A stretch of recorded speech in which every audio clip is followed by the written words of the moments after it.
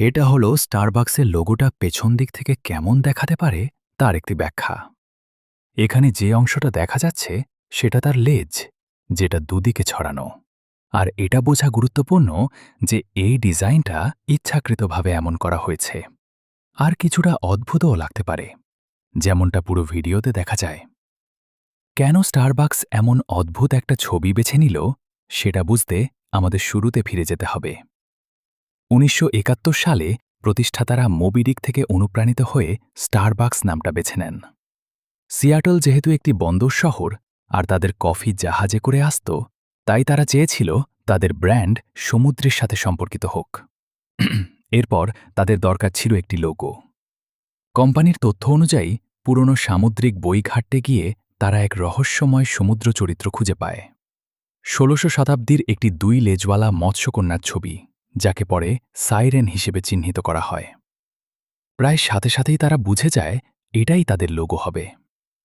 তুমি ভাবতে পারো তারা শুধু মৎস্যকন্যার মতো দেখতে বলে এটা বেছে নিয়েছে, কিন্তু আসলে এর পেছনে আরও গভীর এবং কিছুটা অন্ধকার কারণ আছে।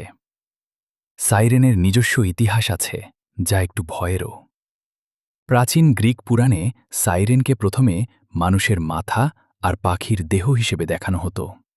পরে তাকে ডানা ও পাখির পা সহ এক নারী হিসেবে দেখানো হয়। ধীরে ধীরে এই রূপ বদলাতে বদলাতে শেষ পর্যন্ত আজকের মৎস্যকন্যার মতো রূপে আসে। রূপ যাই হোক, সাইরেনের বৈশিষ্ট্য একটাই ছিল, সে আকর্ষণীয় এবং বিপজ্জনক। তারা তাদের সৌন্দর্য আর গান দিয়ে নাবিকদের আকৃষ্ট করত। নাবিকরা সেই টানে নিজেদের সামলাতে পারত না, পানিতে ঝাঁপ দিত আর শেষ পর্যন্ত মৃত্যুর দিকে যেত। তুমি হয়তো ওডিসিওসের গল্প জানো, যেখানে সে সাইরেনদের গান এড়াতে নিজেকে জাহাজের মাস্টে বেঁধে রেখেছিল। এখন প্রশ্ন, এটার সাথে স্টারবাকসের কি সম্পর্ক? তারা কি শুধু মৎস্যকন্যা বলে এই লোগো বেছে নিয়েছিল? প্রথম লোগোটা দেখলে বোঝা যায় সাইরেনের বুক খোলা ছিল এবং তার দুভাগ হওয়া লেজ আকর্ষণীয়ভাবে ছড়ানো ছিল। এটা কোনো কাকতালীয় ব্যাপার ছিল না। প্রতিষ্ঠাতারা চেয়েছিলেন মানুষ স্টারবাকসকে দেখুক, তার গন্ধ পাক, আর মাছেটার প্রতি আকৃষ্ট হোক। যেমন নাবিকরা সাইরেনের আকর্ষণ এড়াতে পারত না, তেমনি তারা চেয়েছিল মানুষ যেন তাদের কফির টান এড়াতে না পারে। এটা শুধু ধারণা নয়, সাবেক চেয়ারম্যান ও সিইও হাওয়ার্ড শুলস নিজেই লিখেছিলেন, সেই পুরনো সাইরেন, যার বুক খোলা ছিল, কফির মতোই আকর্ষণীয় হওয়ার কথা ছিল। কিন্তু কোম্পানি বড় হতে থাকলে একটা সমস্যা দেখা দিল।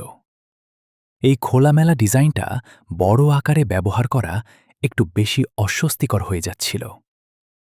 তাই তারা লোগোটা পরিবর্তন করে আরও শালীন বানায়, যাতে কোনো সমস্যা ছাড়াই ট্রাক বা অন্যান্য জায়গায় ব্যবহার করা যায়। পরবর্তী ২০ বছরে লোগোটা আরও সহজ ও সংযত হয়ে যায়। তবে সব পরিবর্তনের পরেও একটা জিনিস একই থেকেছে, সাইরেন সব সময় লোগোর কেন্দ্রবিন্দু। এমনকি ২০০৮ সালে তারা আবার পুরনো খোলামেলা লোগোতে ফিরে যাওয়ার চেষ্টা করেছিল, কিন্তু মানুষ সেটা পছন্দ করেনি, তাই দ্রুত সেটি বাদ দেওয়া হয়। এখন এই বিষয়টা তারা তাদের অফিসিয়াল লোগো ইতিহাসেও উল্লেখ করে না। সবকিছু মিলিয়ে বোঝা যায় তারা এই সাইরেন চরিত্রটির প্রতি কতটা গুরুত্ব দেয়। আর তোমার কাছে এটা একটু অদ্ভুত মার্কেটিং মনে হলেও শেষ পর্যন্ত এটা কাজ করছে।